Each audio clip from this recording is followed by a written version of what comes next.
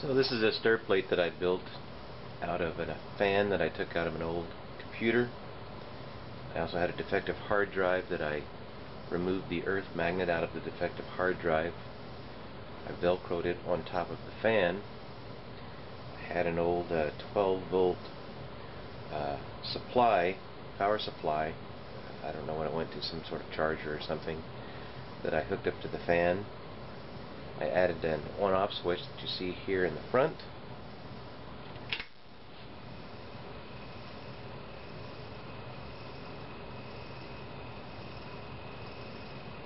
And there goes a vortex.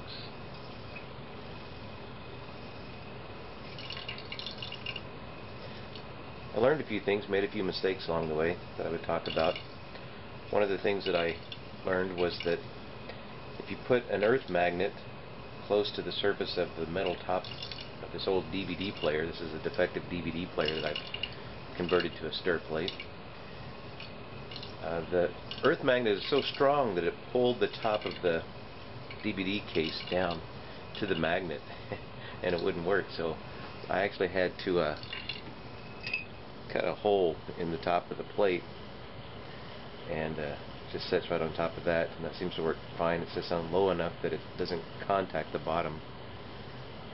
I'll show you what it looks like inside.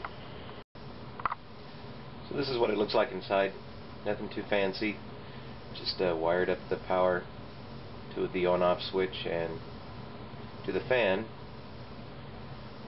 I originally installed a rheostat, a potentiometer, but it's one that I fixed up at the Axeman surplus store. I don't know, maybe it was the wrong ohm. I'm not an electrician, so I didn't know which one to get, and there just wasn't much change in the fan speed. There was a little bit, but it quickly turned off as soon as I turned it down too low, so I probably had the wrong one. But it seemed to be at the proper speed, at full speed. I don't know that I need to change the speed of it, but if I do, I can add one. I was also concerned that maybe this fan was too small. This seems to work just fine. Had some thought about maybe even using this for the primary fermenter for maybe the first couple of hours, or maybe just an hour, to oxygenate the primary fermenter once I have that set up. But I don't have much experience with that, so I'll probably ask around on the forums and see if anyone else has done that. I can see where you wouldn't want to do it for the entire time, but maybe for an hour or so to oxygenate your wort or the beer.